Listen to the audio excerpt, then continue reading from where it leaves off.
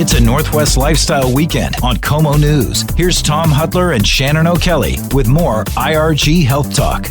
All right, our next guest, John Manning, orthopedic and sports care doctor at Evergreen. He's going to talk about those ACL tears. You hear about that all the time with athletes, Shannon. ACL is a very common tear. I mean, when we talk about progress and technology, ACLs have come a long way since I first started seeing them 34 years ago. And Dr. Manning is going to talk about the latest and greatest ACL reconstruction. Here's that conversation now. Dr. Manning, welcome to Health Talk. How you doing? Doing great. Thanks for having me. Well, thanks for joining us. I'm excited to talk to you about ACL reconstruction and some of the challenges and complexities. You have a ton of experience. I was looking at your bio. I mean, my gosh, Southern California, treating all those sports teams, working in that sports medicine field down there. LA's a big place. You know, you're from Montana, went to school back in Dartmouth. You're an athlete at Dartmouth, then came out, went to University of Washington Medical School. You're pretty well traveled. Tell us how you ended up back in Seattle. Tell us about your practice. Yeah, sure. So ended up in Seattle after having spent my medical school years here. Really gained an appreciation for the community here, and the outdoor lifestyle has really been kind of one of the guideposts of my life. Getting outside, getting out into the mountains, and Seattle is just such a vibrant, growing community and city. My wife works in tech. It was always on our radar, and the opportunity to come here and start practice for me came to be, and so here we are. It's the place seems great. Yeah, and your practice, you mentioned your practice. I also read that I think you had some personal injuries that had to have some intervention. You have some surgery after your athletic endeavors at Dartmouth. So did that lead you down this field of orthopedic surgery and sports medicine, so to speak? Yeah, I was always interested in medicine, and the experience being a collegiate athlete and seeing injuries around me, and then having my own injury treated and successfully treated in an ACL. It really drew me toward orthopedics, and the idea of getting folks back to activity, keeping bodies in motion, restoring form and function. It gets me excited, and it sort of combines that. It's that holy grail of having your interests outside of work and your interests within work sort of combine into your job. Yeah, we have a lot in common. Movement is king as a physical therapist.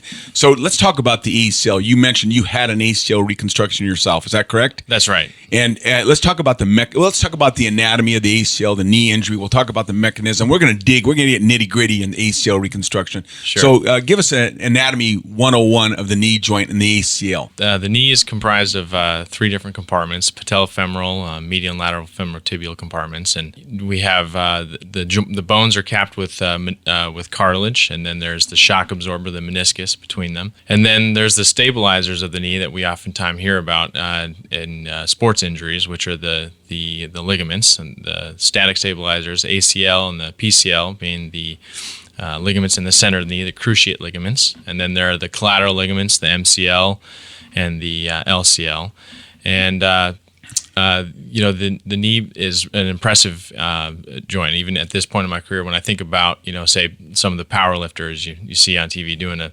500-pound squat, right? And the knee is able to handle that, and the way that it's mechanically set up is that 3 to 7 times the amount of force that the body sees, the knee sees. So 500-pound squat can equate to 3,500 pounds of force in a deep knee bent position. So absolutely. I mean, the knee is amazing. I mean, I just can't imagine just the wear and tear it takes over a lifetime. But if you do tear your ACL, you have an unstable knee that needs to be probably fixed, particularly if you're an active person. Tell us the importance, kind of the structure, mechanism. What does the ACL, PCL do, and how do people injure it from a mechanism standpoint? Sure. So an ACL injury typically occurs when the knee is twisted in kind of an awkward position. It's usually a non-contact twisting type of injury, although we do see contact injuries in collision-type sports or falls. But usually it's a twisting of the tibia with respect to the femur in a way that basically overstretches and ultimately causes failure in the ACL. And the same with PCL, just in the opposite direction, roughly. And it's so interesting that at times, you talk about non-contact. These are the injuries that you see this athlete running down the field, whether it's soccer or whatever it might be, and they're cutting or decelerating, and all of a sudden they just go down. That's what you're describing as a non-contact injury. Yes, correct, exactly. It's oftentimes a change of direction or coming down from a jump, the twist, that sort of thing that we see these in the athletes. More with Dr. John Manning and Shannon O'Kelly next on Como. It's a Northwest lifestyle weekend on Como News. Now back to IRG's Health Talk. We continue our conversation with Dr. John Manning and Shannon O'Kelly. Dr. Manning, thank you again for joining on us Health Talk. Hey, we talked about the knee, the ACL ligament, kind of the mechanism of injury. What are the signs and symptoms? How do I know I may have torn my ACL? So usually in the athletics setting, we see patients coming in with a story of, hey, I twisted my knee, I felt a pop, I had sudden onset of pain, and that's usually followed with an acute swelling of the knee. And oftentimes challenging to walk it off. You know, there's a period of time where it's really might be even difficult to bear weight. And then after that, the patients are going to experience some feeling of instability in the knee with certain change of directions. Even simple things, maybe turning around and walking in your house. You notice the knee feels like it's going to give way. Anything more than just straight line walking, they usually describe some sort of giving out feeling in the knee. And then I diagnose it with the physical exam typically, but I always like to get an MRI when I'm concerned when there's swelling in the knee. I get that story to confirm things with imaging. How are you going to fix this? We usually do what's called a reconstruction, which is actually where we're taking tissue from elsewhere, usually around the same knee, and putting it back into place where the ACL was, functionally drilling bone tunnels into the femur and tibia and putting in a graft. And it's usually a tendon, and the tendons we use are the patella tendon, the quadriceps tendon, and the hamstring tendon. In certain instances, usually in an older patient population, with respect to ACLs, 40s or 50s, we will do an allograft where it's a donor tendon, a little bit less morbid on the knee to take a donor. It's come a long way. I've been doing this for 34 years. And when I first started, it was the Macintosh procedure. It was a huge operation. I think they were in a long leg brace, maybe a cast for like 3 months. Sure. The world's changed. Yeah. This is minimally invasive through a scope. Tell us about the procedure, kind of how long does it take, and then return to play. Maybe we can get into that. The way I go about ACL is I drill the sockets in an anatomic position, which is, it takes a bit longer than maybe the older technique, but it puts the ACL right where it's supposed to go. And we find that biomechanically that does the best job. The surgery itself is usually about an hour, can be a little bit longer, can be a little bit less. And it has a lot to do with whether we're addressing something like a meniscus tear at the same time. Now, after surgery, the patients are generally allowed to do some weight bearing, maybe locked in a knee brace, keeping their legs straight, but they're allowed to do some crutching and walking right off the bat. And I do have them working on motion right away.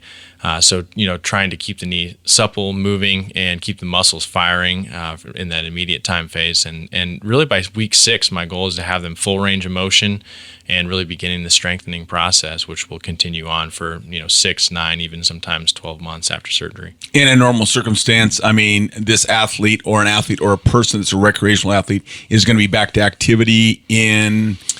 recreational athletes, I think I quote them sometimes about 6 months. But when we think about higher level athletes, kids that are playing high school soccer, football, basketball, or at the collegiate level, our research shows they really can't get back reliably until later than 9 months. And oftentimes, like at the NFL and NBA level, it's 11, 12 months after surgery.